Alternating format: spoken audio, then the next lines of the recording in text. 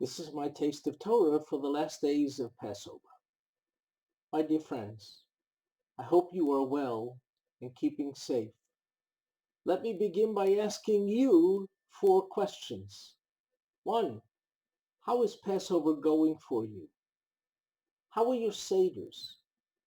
Did you feel like a prisoner under house arrest?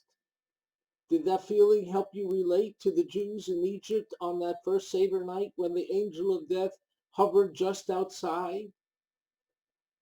With all the news and mixed messages we've been receiving about when normal life will be restored and about what will happen to our jobs and the economy, let me try to reassure you that God has not abandoned us, that God, in fact, has our backs. How do I know? It's right there at the end of the story of the crossing of the Red Sea. We read on these last days of Pesach. Let me set the scene. The Jews had just left Egypt with the 10 plagues. They had crossed the Red Sea with Pharaoh and his army in hot pursuit. And after watching the Egyptians drown, they sang a glorious song of praise to God, the Az Yashir. And all was now well as they left behind all their worries and problems. But it didn't last. As they continued their travels, the supplies of water they were able to carry with them ran out. So they cried out to Moses for water. They soon passed a place with water, Maror, but like its name, it was bitter. So they bitterly complained.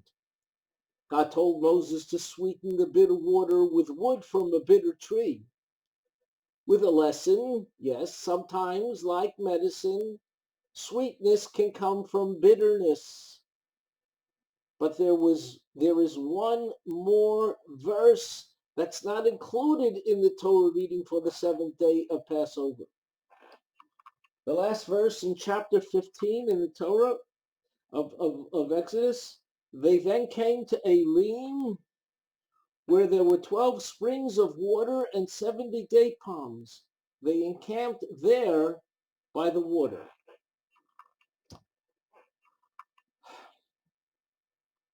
Now this is a verse that most people seem to pass over, pun intended.